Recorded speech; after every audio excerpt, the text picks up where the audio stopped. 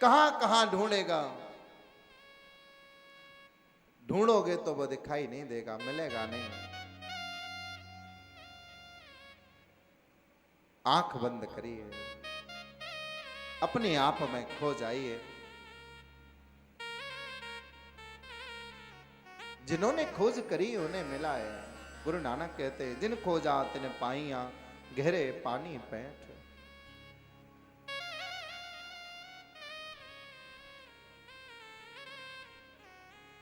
मन को मनमोहन के चरणों में लगा दिया तो मिल जाएंगे। भक्त का बड़ा सुंदर भाव है।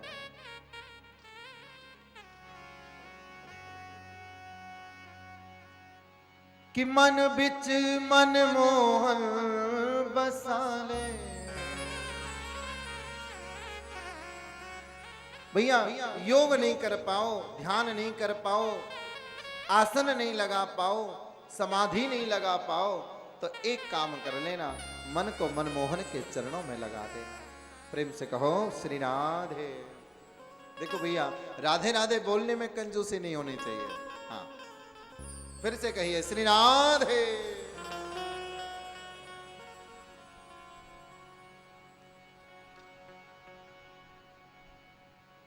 परीक्षित चरणों में बैठे हैं और यही दिव्य उपदेश कि श्वास श्वास पर कृष्ण भज और वृथा श्वास मत खो, क्योंकि ना जाने या श्वास को हवन हो ये न हो। पता नहीं ये सांस वापस आएगी नहीं आएगी, इसलिए उपाय करिए।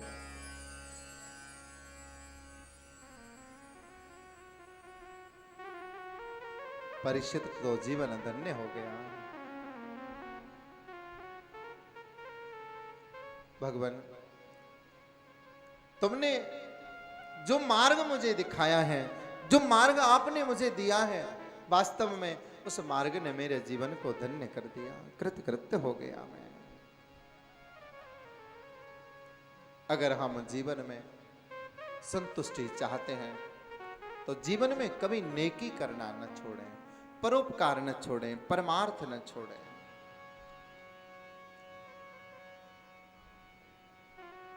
कष्ट सह करके भी, पर जो परोपकार कर ले, जो परमार्थ कर ले, जीवन के अंतिम समय में वो मिठास बन करके सामने आती है। ये तो पक्का है, ये तो तय है, जाना जरूर होगा।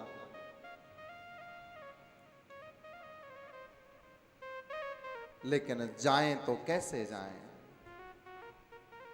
हंसते हुए जाएं या रोते हुए जाएं? कि कबीरा हम पैदा है, जगत प्रसिद्ध पद है कि जग हंसा हम रोए,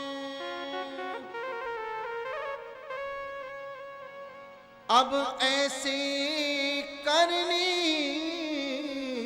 कर चलो,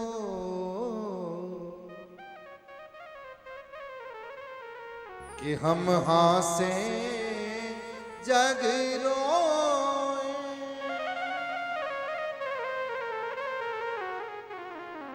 अब ऐसी करनी हो जाए, हम हासे जग रोवे।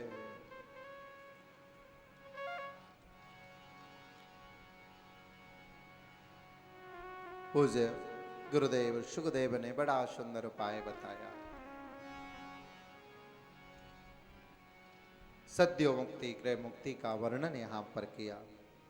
भागवत के बहुत सारे विषय ऐसे हैं, गंभीर हैं, जो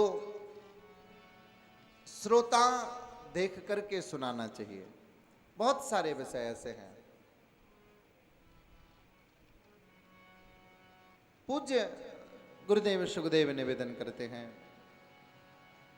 भागवत का जगत प्रसिद्ध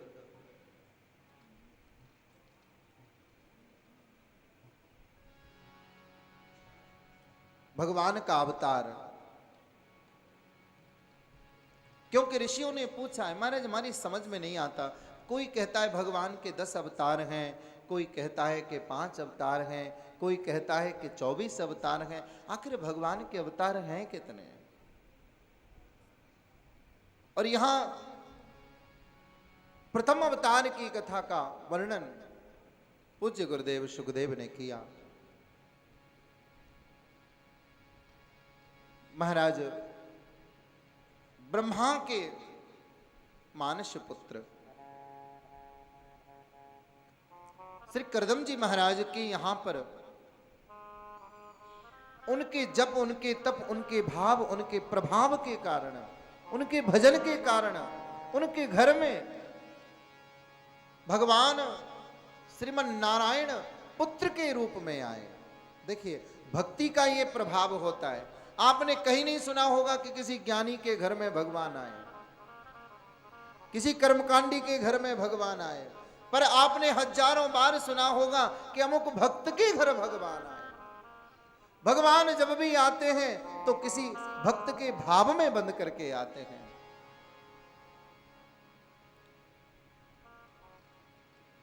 भाव ना हो, प्रेम ना हो तो क्या भगवान आते हैं?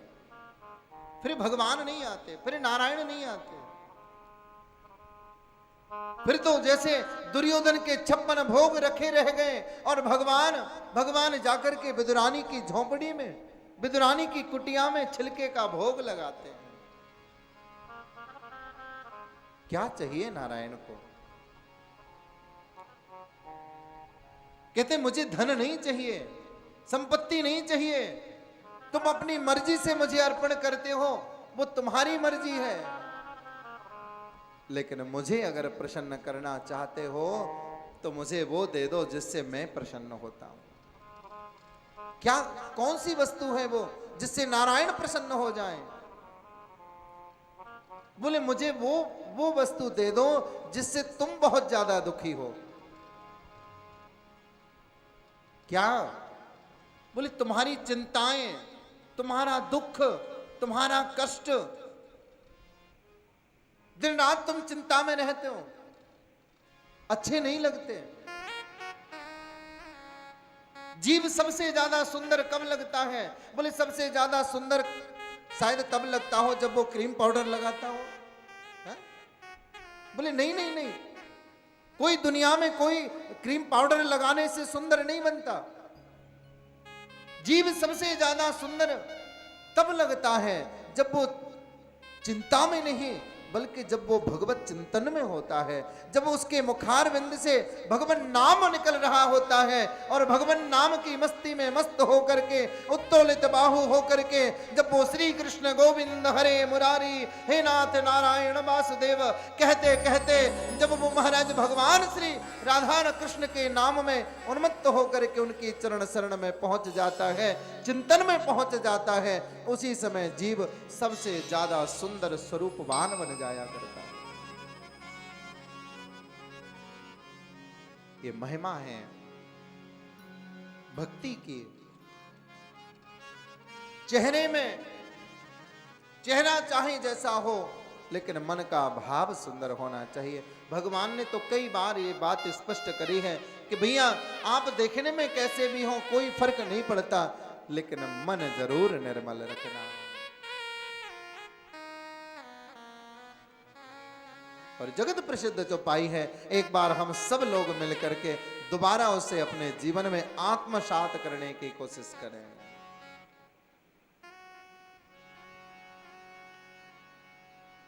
कि निर्मल मन जन सो मोहि पावा,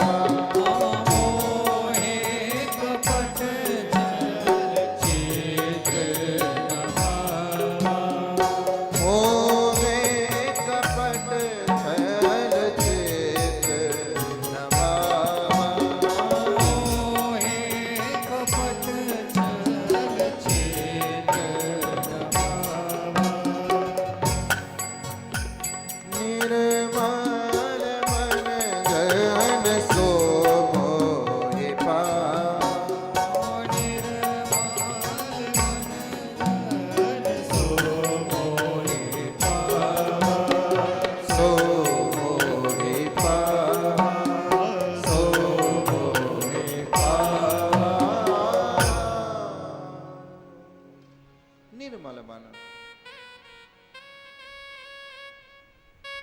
और मन की निर्मलता से ही आ रहे हैं भगवान। करदम के घर में भगवान कपिल,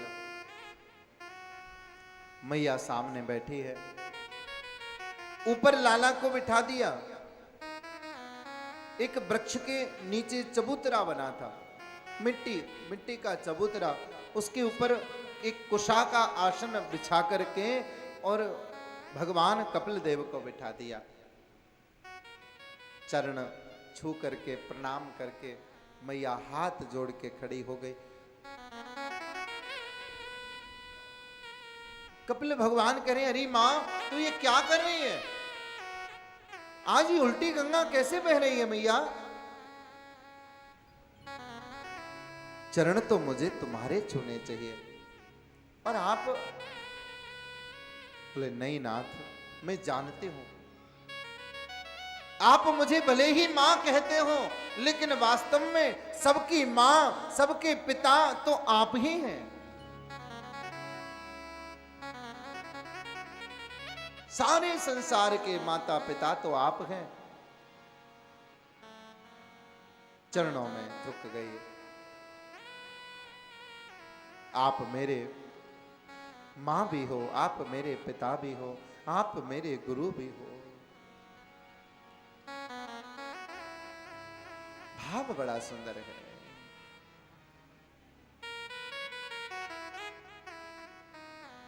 चरणों में बैठ गई। लाला, मैं तेरे से तेरी महिमा को जानना चाहती हूं। मैं जानती हूं कि तू मेरा पुत्र नहीं है, तू तो सबका बाप है। मैं थोड़ा सा, मेरे मन में शंकाएं हैं, मैं जानना चाहती हूं मेरा मन कैसे वश में होगा, मेरी इंद्रियां कैसे वश में होंगी, मेरा मन कैसे मनमोहन के चरणों में लगेगा। लाला, मैं भजन करने बैठती हूं ना तो मन मेरा माला में नहीं रहता, मेरा मन भाग जाता है। अरे मां, कोई बात नहीं, एक बड़ा सुंदर सा उपाय मैं बता देता हूं। और दिव्य उपदेश भगवान श्री कपिल देव जी महाराज ने किया है। प्रेम से कहिए श्री राधे। कहते मैया, हमारी इंद्रियां, हमारा मन भागता कब तक है? बोले, जब तक ये स्वतंत्र रहे। स्वतंत्र रहेगा तो वो भागेगा। इसे स्वतंत्र मत करिए, इसे जोड़ दीजिए गोविंद के चरणारविंद में। इसे जोड़ दीजिए ठाकुर के चरणों में।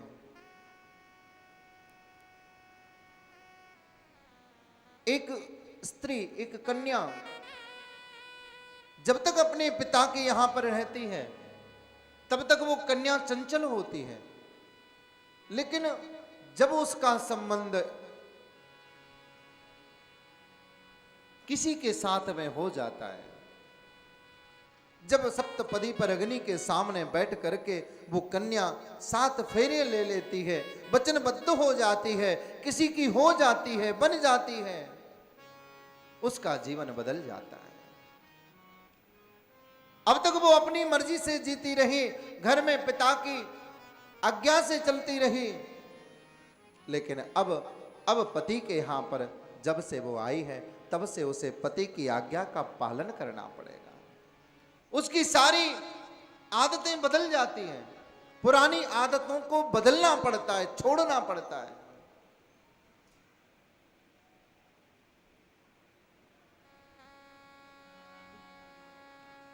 जैसे विवाह के पश्चात में एक कन्या का जीवन बदल जाया करता है, ऐसे ही जब हम इंद्रियों का संबंध परमात्मा से कर देते हैं, प्रभु श्री कृष्ण के चरणों से कर देते हैं, सारे दुख दर्द उसी समय दूर हो जाते हैं। मां, चारों तरफ जो तुम्हारा मन मोह माया में फंसा हुआ है, मेरी बेटी, मेरे पुत्र, मेरे नातेदार, मेरे रिश्तेदार, मां, सबकी ओर से मन को इकट्ठा कर लो। और सबकी ममता ताग बटोरी, सबकी ममता ताग बटोरी, सबकी ममता ताग बटोरी, सबकी ममता ताग बटोरी। मम पद मन ही बांध पर चोरी, मन ही बांध पर चोरी, मम पद मन ही बांध पर चोरी,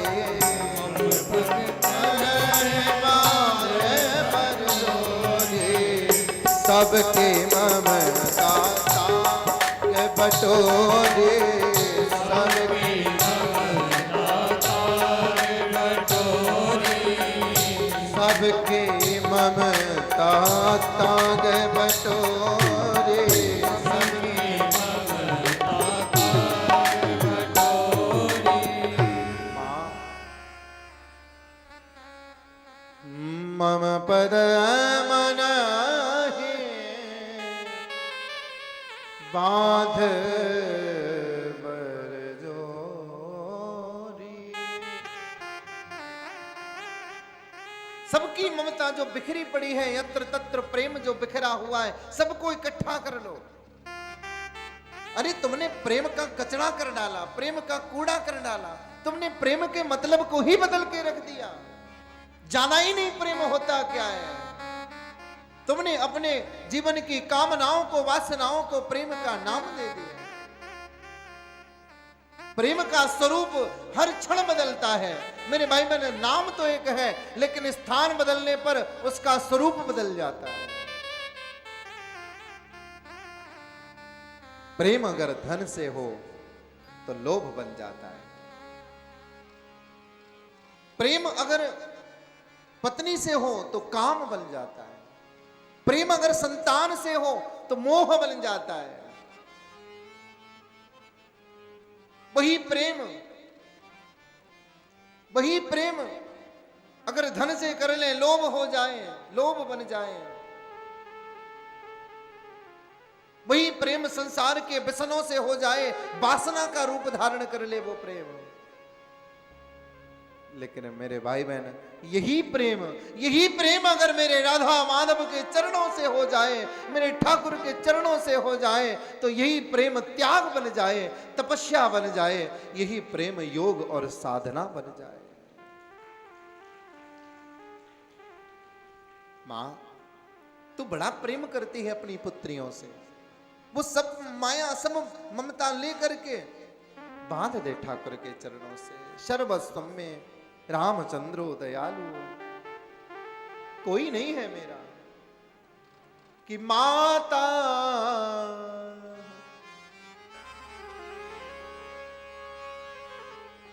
माता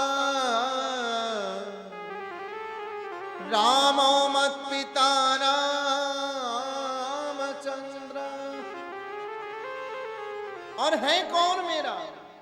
मेरी मां भी राम है, मेरे पिता भी राम है।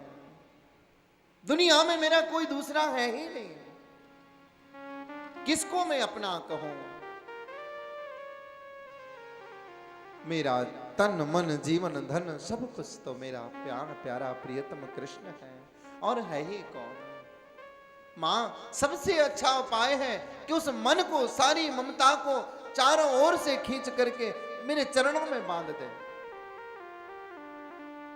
इंद्रियां भागती हैं, आपका ज्यादा ही मन करें, ज्यादा ही इंद्रियां परेशान करें, तो भैया उन इंद्रियों को भी परमात्मा से जोड़ दो।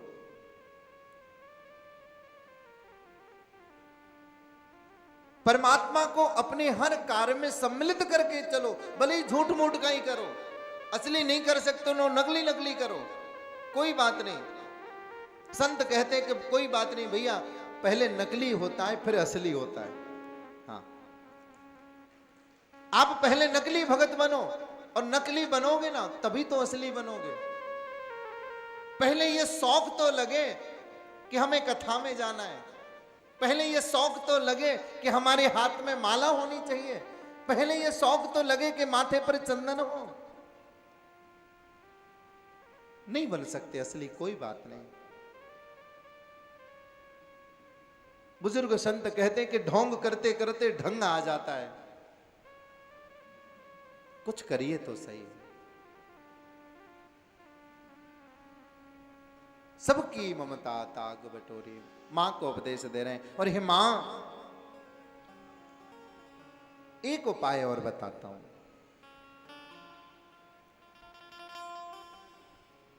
यम नियम आसन प्राणायाम प्रत्याहार धारणा ध्यान योग समाधि अष्टांग योग अंगानी, ये योग के 8 अंग हैं। योग मार्ग है भगवत चरणों में रति लगाने का, भगवत चरणों में रति प्रदान करने का। लेकिन मां, मार्ग बड़ा कठिन है। यम नियम आसन, भैया सरल बात नहीं है। पंच यमहा, 5 यम कहे गए हैं। योग के मार्ग पर, ज्ञान के मार्ग पर चलना बड़ा कठिन है।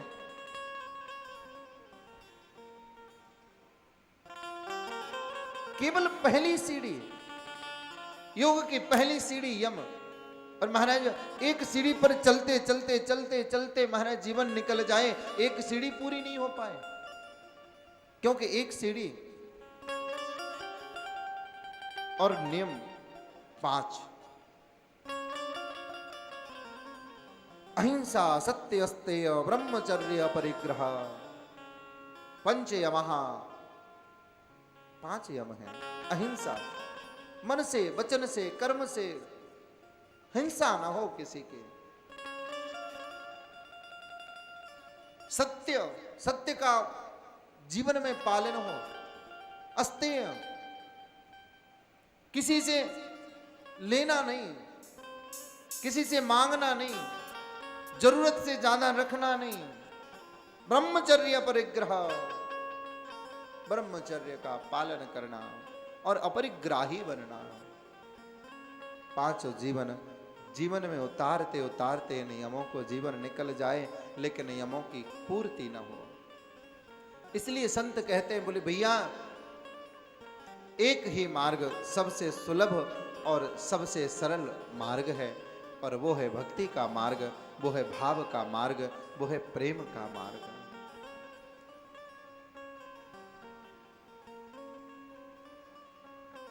क्योंकि व्याधस्य चरणम ध्रुवस्य च मयो विद्या गजेंद्रस्य का। अरे वो क्या था जो गजेंद्र के पास था? गजेंद्र तो कोई पढ़ा लिखा नहीं था। भगवान मिलते कैसे हैं? भगवान देखते क्या हैं? व्याधस्य चरणम ध्रुवस्य च वयो। भगवान उम्र नहीं देखते। ध्रुव को कभी भगवान नहीं मिलते अगर भगवान उम्र देखते। विद्या गजेंद्रस्य कहा, गजेंद्र कोई पढ़ा लिखा नहीं था। कहा जातिर विदुरस्य यादव पते। कौन सी जाति थी महाराज? विदुर के, दासी के, नौकरानी के, दासी के पुत्र। उसके घर में भी जाके केले के छिलके का भोग भगवान ने लगाया। बस इतना ही कह सकते हैं कि भक्त्या तुष्यति केवलम परमया भक्ति प्रियो माधव।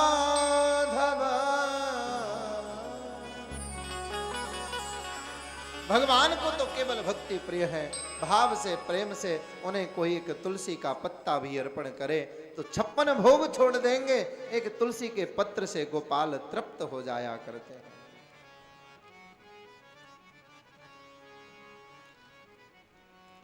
मैया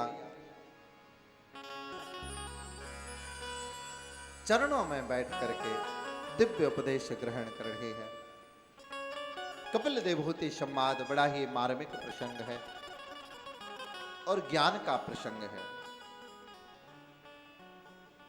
योग के 8 अंगों का संपूर्ण वर्णन कपिलोपाख्यान में किया गया है। नियम, यम के बाद में नियम, नियमों का पालन करें। नियम भी 5, जीवन निकल जाए। लेकिन योग मार्ग से कभी आगे बढ़ते बढ़ते जीवन के किसी अंतिम क्षण में हो सकता है कभी एक झलक मिल जाए। लेकिन जिसने एक बार वृंदावन आकर के मेरे बांके बिहारी लाल की मोटी मोटी आंखों को देख लिया, अरे जिसके ऊपर एक बार नंद नंदन गोविंद का दृष्टिपात हो गया, वो कहां योग जाने, वो कहां ज्ञान जाने, उसके तो रोम रोम में श्याम बस जाता है। एक बार जिसने देख लिया,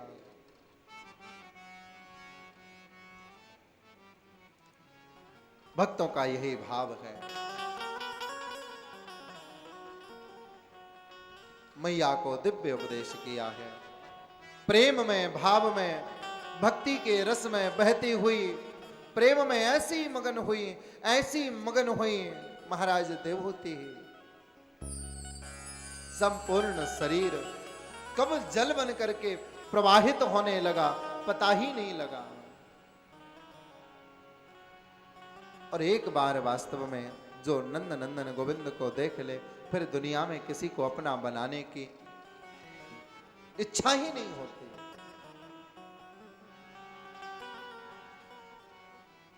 भक्तों का सुंदर भाव है।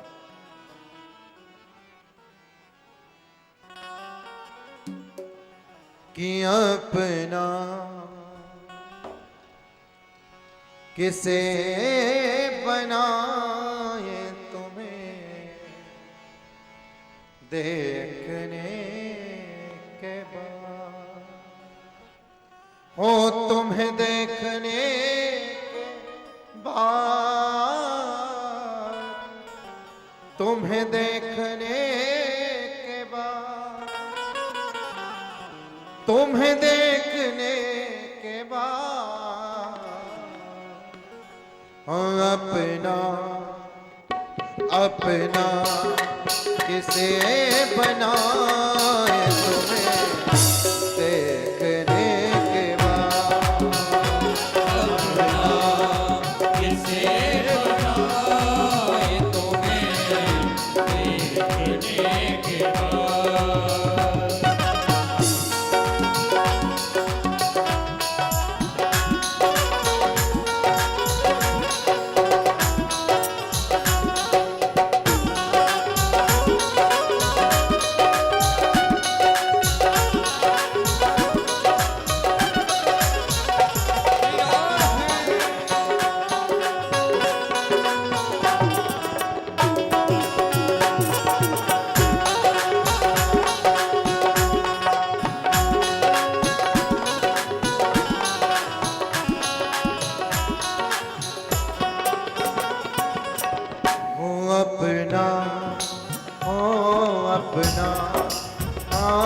अपना किसे बनाए तुम्हें देखने के बाद, अपना प्रेम से गाइए,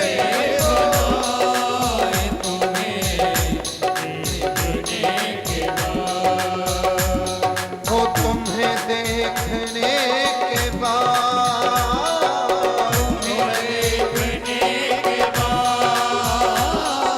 तुम्हें देखने के बाद,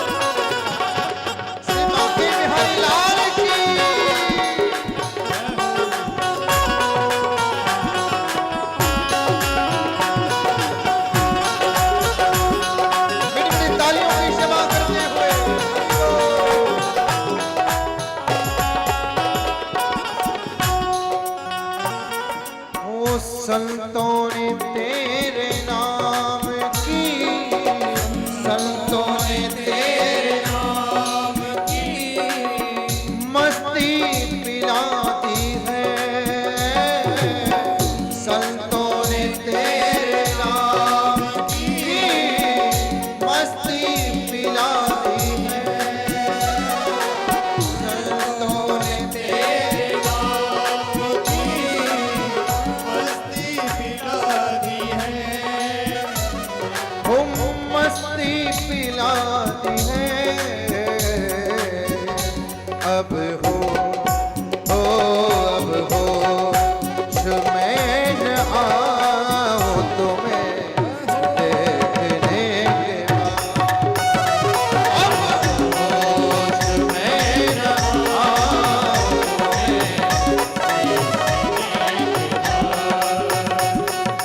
तुम्हें देखने के बाद। तुम्हें देखने के बाद, तुम्हें देखने के बाद अपना, हरी वो अब एक बार हाथ उठा के कहिए, ओ अपना किसे बनाए तुम्हें देखने के बाद।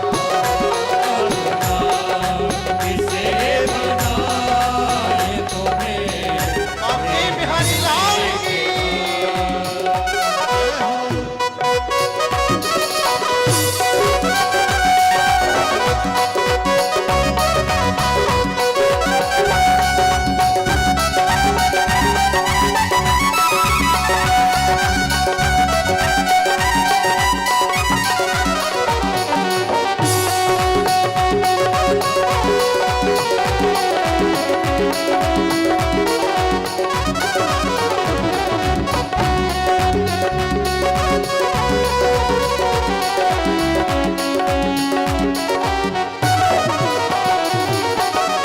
मंजिल मिली है सांवरे, मंजिल मिली है सांवरे, चरणों में तेरे मंजिल मिली है सांवरे, चरणों में तेरे वो मंजिल मिली है सांवरे, चरणों में तेरे ओ मंजिल मिली है सांवरे, चरणों में तेरे मैं किस मैं किस जगह जाऊं तुम्हें देखने के बाद। मैं किस जगह जाऊं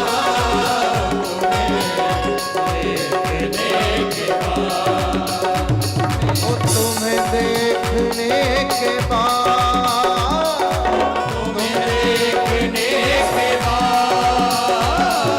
तुम्हें देखने के बाद अपना हो अपना किसे बनाए तुम्हें देखने के बाद।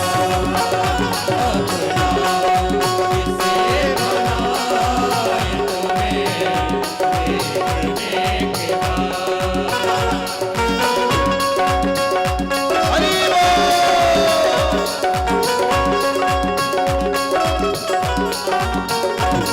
प्यारे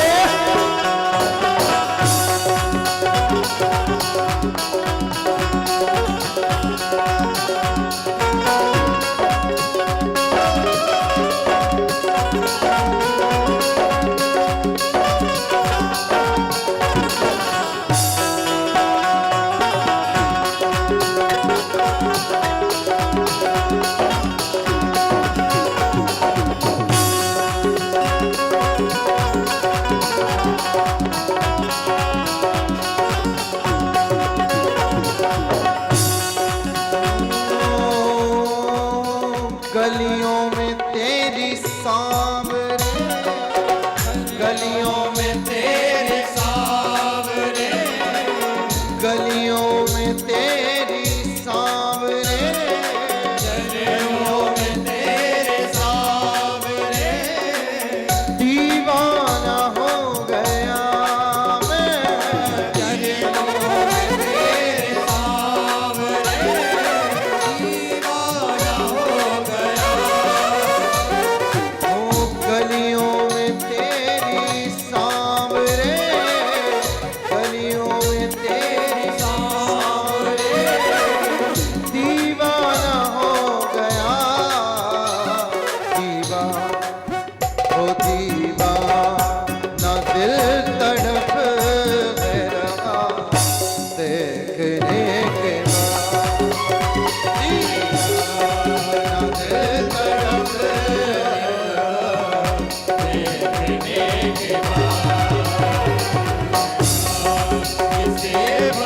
बनाए तुम्हें देखने के बाद, खुदा किसे बनाए तुम्हें देखने के बाद,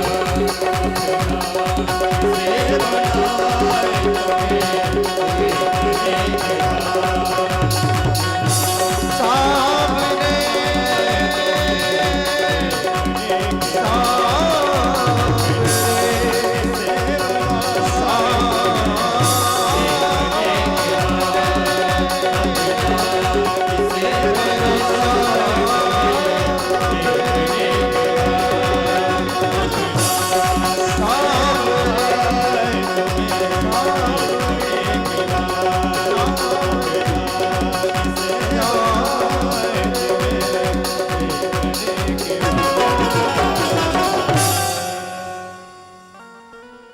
अपना किसे बनाए तुम्हें देखने के बाद। बोलिए श्री बांके बिहारी लाल की, बोलिए बंसी वारे की, बोलिए कनुआ कारे की, बोलिए जय जय श्री, बोलिए जय जय श्री, बोलिए जय जय श्री। देखिए ये वृंदावन है, आनंद आ रहा है, आनंद आ रहा है, हमको भी आ रहा है। और मैं चाहता हूँ ये आनंद हमारे दूर बैठे लोग जो आध्यात्म चैनल के माध्यम से हमें सुन पा रहे हैं उनको भी आए, एक बार वृंदावन आइए। और क्यों आइए? क्योंकि 3 लोक ते सूथरो जे वृंदावन धाम, इत यमुना जब तारणी, इत राधा को गाम। बोलिए श्री राधा रानी की। जब बहुत पुण्य कर्म फलित होते हैं तभी वृंदावन का वास प्राप्त होता है। आप सभी को आनंद आ रहा है, मैं चाहता हूँ सभी लोग इस आनंद को प्राप्त करें, दूर दूर से यहाँ आए। यहाँ गोविंद बिहार के अंदर फोगला आश्रम के सामने श्रीधाम वृंदावन में ये कथा आज से लेकर अनवरत रोज 3 बजे से लेकर 7 बजे तक आपके लिए है। आप इसका पारायण करें, आप आकर आनंद लें, आप उस आध्यात्मिक आनंद की अनुभूति करें यहाँ आकर और अपने सभी कष्टों का निवारण करें। ये वृंदावन ऐसी भूमि है जहाँ लोग, दुनिया में तो आनंद के लिए व्यक्ति जाता है, यहाँ कष्ट उठाने आता है और उस कष्ट में भी उसे आनंद की अनुभूति होती है। ये वृंदावन का आनंद है, ये ब्रजभूमि का आनंद है। एक निवेदन और साथी हमारा सांदीपन शिक्षण संस्थान के सहयोग में अभी अभी आदरणीय मनोज सैनी जी ने और 1100 रुपये का सहयोग किया है। ईश्वर की अनुकंपा से उन्हें ये प्रेरणा मिली कि इस पुनीत कार्य में सहयोग करें। आपने छोटे छोटे दुखी बच्चे देखे होंगे। मैं एक छोटी सी घटना आपको बताता हूँ, हृदय द्रवित कर देती है। एक बार होली पे एक बहुत छोटा सा बच्चा पिचकारी की दुकान के बाहर खड़ा हुआ था। बड़ी निरीह दृष्टि से, आप देखो बालक के अंदर भगवान होते हैं और बालक किसी चीज़ की इच्छा करे और उसे नहीं मिले तो बड़ा दुखी हो जाता है। पिचकारी की दुकान के बाहर बालक खड़ा हुआ था, बहुत देर से देख रहा था। मैं वहाँ खड़ा था, मैंने भी उसे देखा। मेरे पास आया, बोला भैया पिचकारी दिलवा दो। मैंने उसे दिलवाई।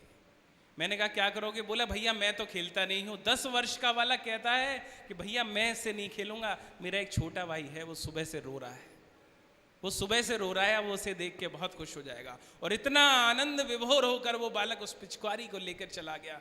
मुझे बहुत आनंद हुआ। जीवन में सच बताइए, ऐसे छोटे छोटे आनंद के पलों का आप जीना चाहते हैं, श्री स्वामी जी की प्रेरणा से इस तरह के क्षण आपको आनंद करते हैं।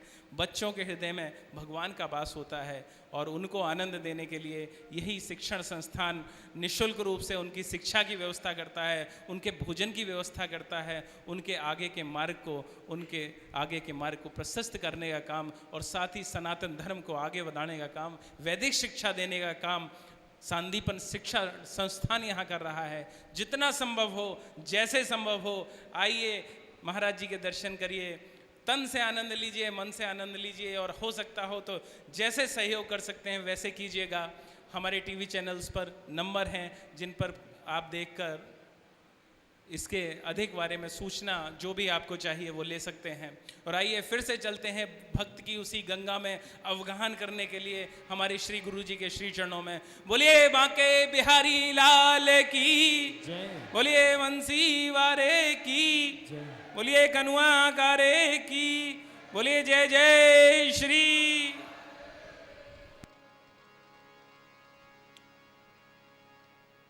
सजनों, कष्ट सह करके भी जो नेकी की कमाई कर लेता है,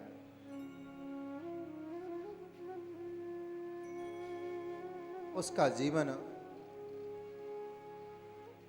फलीभूत होने लग जाता है।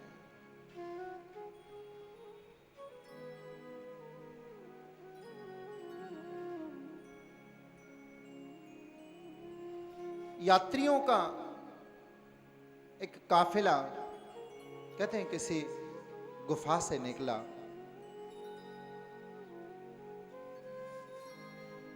अंधेरा था गुफा में, उस सुरंग को पार करना ही था।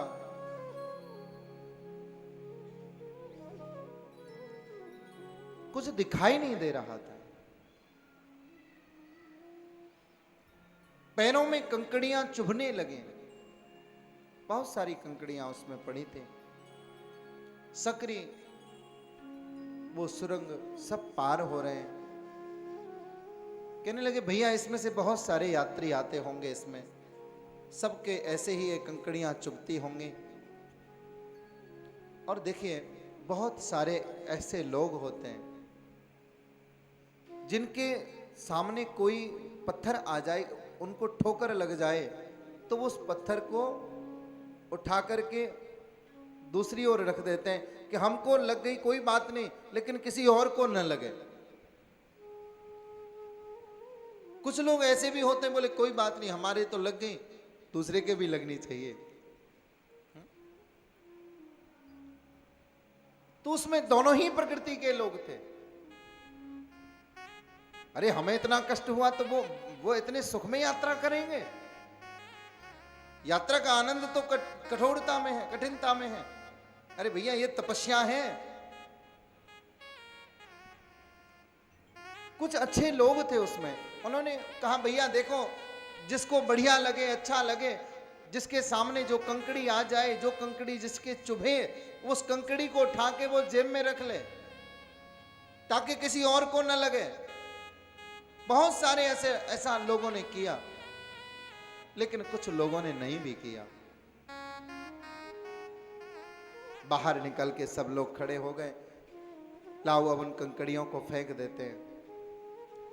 जेब में से निकाली और उन कंकड़ियों को जब फेंकने लगे, मुट्ठी खोली तो देखा कि वो कंकड़ियां नहीं थी, वो तो बेशकीमती बहुमूल्य हीरे थे जो उनके किस्मत में, उनके परोपकार की भावना के कारण उनकी जेब में उनका भविष्य बन करके उनके भविष्य को उज्जवल करने के लिए उनकी जेब में आ गए थे। परमार्थ की परोपकार की राह पर जब आप चलते हैं तो सारी कायनात, सारी प्रकृति आपका सहयोग करने लग जाती है। अब जो लोग परोपकार की, परमार्थ की राह पर चले थे, उनकी जेबों में हीरे भरे हुए थे, लेकिन जिन्होंने, अब सब लोग पछताए, जिन्होंने नहीं उठाए थे, हाय हमने क्यों नहीं उठाए। अब दोबारा वापसी नहीं हो सकती। ये जीवन की सुरंग बड़ी सकरी है। जो समय निकल रहा है मेरे भाई बहन, ये समय वापस आने वाला नहीं है। समय बड़ा बहुमूल्य है।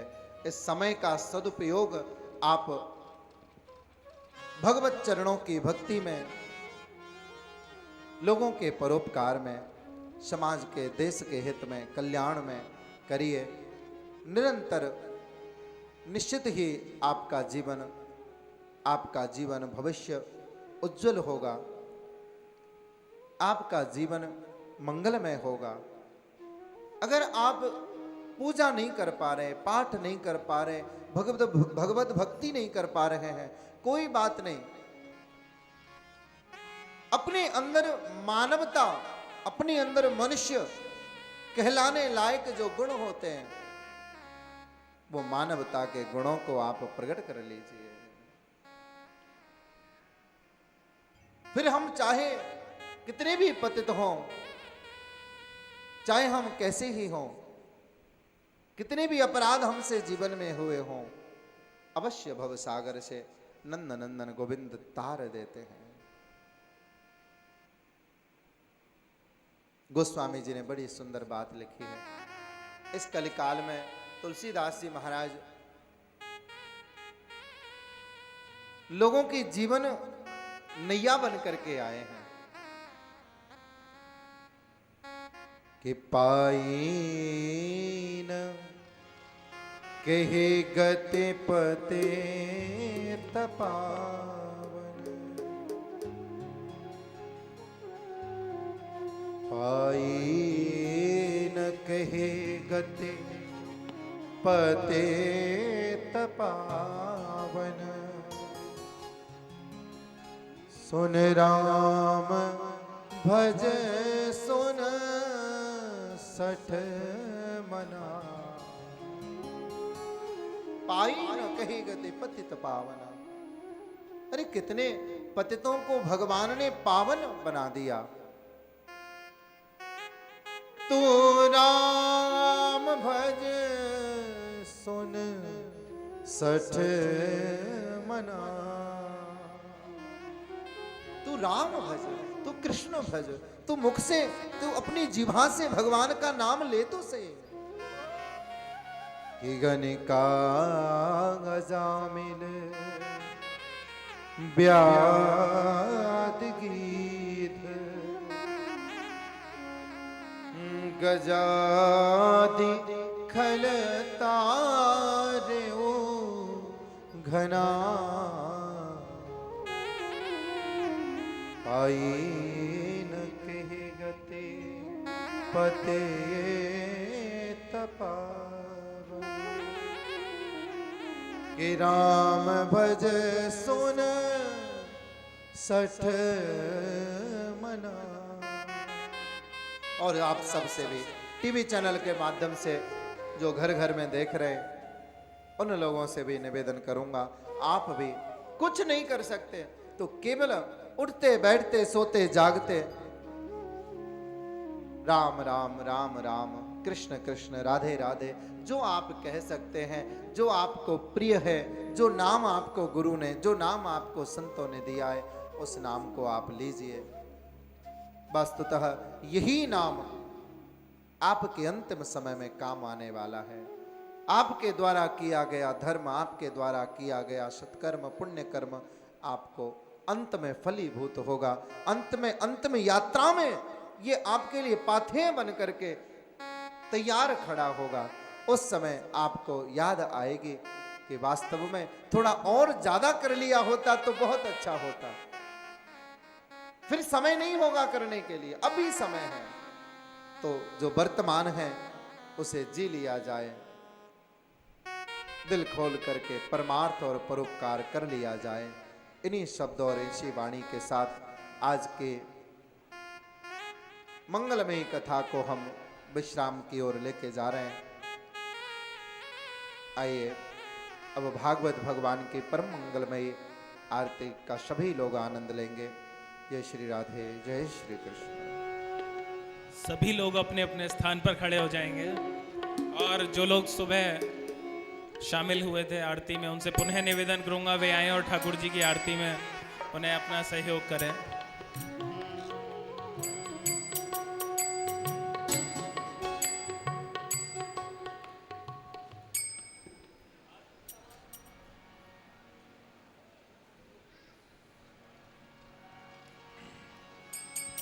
श्री भागवत भगवान की है आरती, पापियों को पाप से है